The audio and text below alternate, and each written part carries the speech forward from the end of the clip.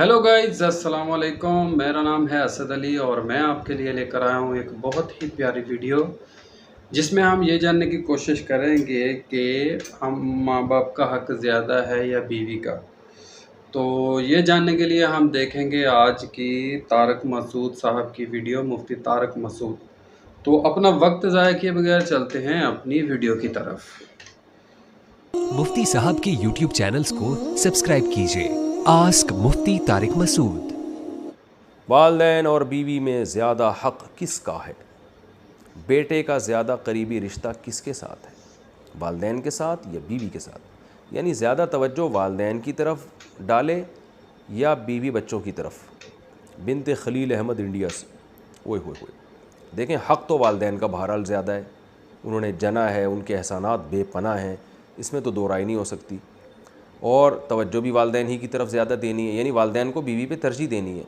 लेकिन उसमें उसूल ये है कि शरीयत ने जो वालिदैन का हक़ है ना, उसकी अदायगी का तरीक़ा मुख्तलिफ रखा है और बीवी की अदायगी के हुकूक़ का अंदाज़ मुख्तलिफ है। वो दोनों एक दूसरे से डिफरेंट हैं, लिहाजा दोनों एक दूसरे के अपोजिट नहीं हैं, एक दूसरे के ख़िलाफ़ नहीं हैं कि आप माँ का हक़ अदा करेंगे तो बीवी का हक़ ज़ाया होगा, बीवी का अदा करेंगे तो माँ का हक़ ज़ाया होगा।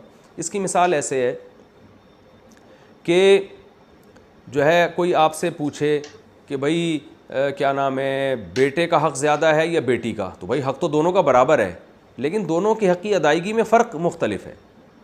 बेटे को आप कमाने के काबिल बनाते हो, बेटी का हक़ ये कि उसके लिए अच्छा रिश्ता तलाश करते हो, ये अंदाज़ मुख्तलिफ होते हैं।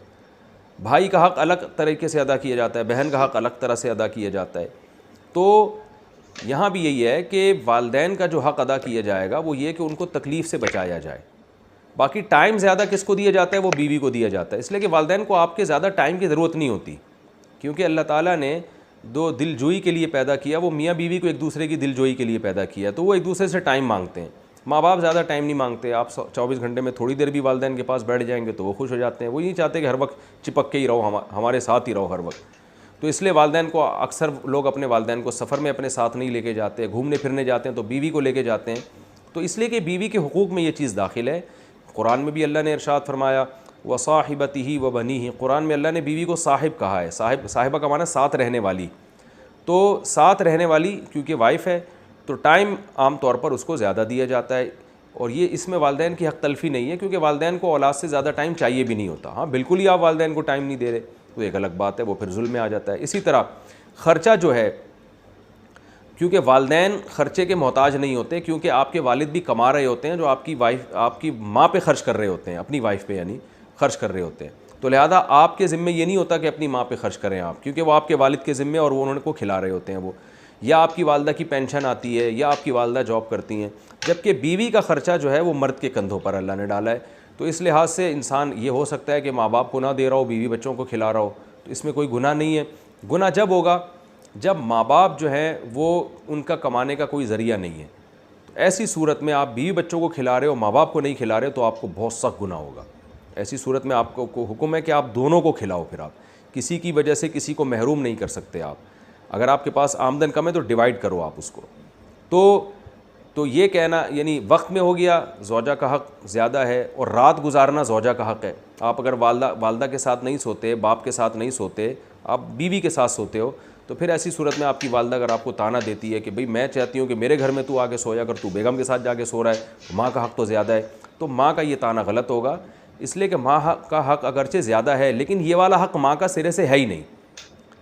ये हक़ माँ का नहीं है, बल्कि उसका है जो अपने माँ बाप को छोड़कर रुखसती करके आई है आपके घर में, तो ये रात आपको उसके साथ गुजारनी पड़ेगी। हाँ, कभी कभार हो जाए, जैसे माँ बाप कहते हैं बहुत दिन हो गए हमारे घर में आए नहीं रहने के लिए, तो कुछ दिन रहने के लिए आओ, वो एक अलग बात है, कभी कभार तो एक अलग। लेकिन मुस्तकिल बेसिस पर ज़ौजा के साथ इंसान को रहना पड़ता है, और मुस्तकिल बेसिस पर ख़र्चा भी आप पर ज़ौजा का है, चाहे वो मालदार ही क्यों ना हो।